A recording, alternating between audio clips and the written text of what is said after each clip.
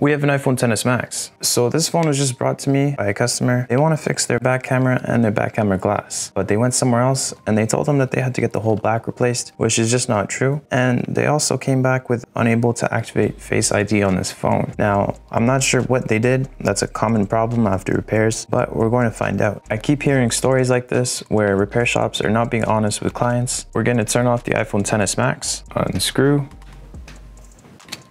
open it up. Bruh. Okay. Seems like they disconnected the front earpiece speaker and just kind of left it disconnected and gave it back to the client like that. That's really not okay. If you don't have disconnected, Face ID won't work, but I'm more curious as to why they did that. We're gonna unscrew and reconnect the front earpiece speaker and see what's wrong with it, if they were just lying or they damaged it. Let's check it out. Okay, so we no longer have that message. No idea why they did that, but let's test out everything to make sure it works.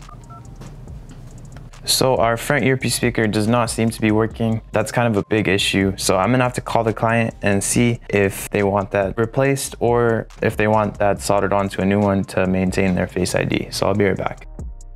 They told me that they don't really care about Face ID. The price for replacing or fixing it to get Face ID is way too expensive. So what we're gonna do is just replace this whole module. They will lose Face ID function, but if they don't care, that's really their choice. Remove the screen.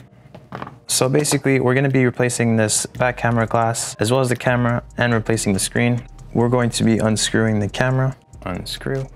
Now we can remove the camera bracket. Camera has two connections right over here, right over here. So we're just gonna remove both connections and pull out the camera. You can see that this camera has a lot of dust and debris on it. That's what happens when your camera glass plate breaks. Your camera glass breaks. That's like a tongue twister. That's what happens when your camera glass plate. Bleh. That's what happens when your camera glass breaks. If your camera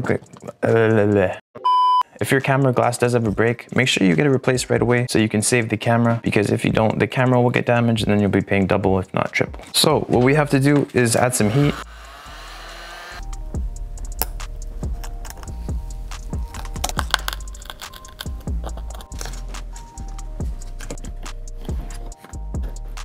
So the glass is now all off. It's time to clean all this up. What we're gonna do is brush it down a little bit first. And now we have to clean all that adhesive. The area is now clean. Let's install the adhesive. We're gonna take the adhesive and we're going to align it. There we go. Install the new camera glass.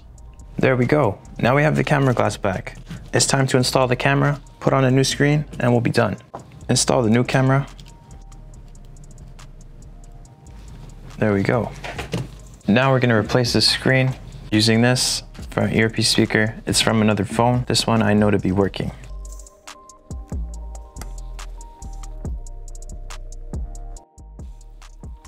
Reinstall the back camera bracket. Reprogram.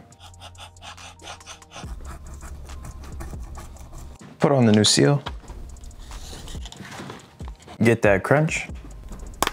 There we go. Crunch again. Now we're gonna test everything out. So the camera is working perfectly. The front camera is also working perfectly. And let's test out the earpiece speaker.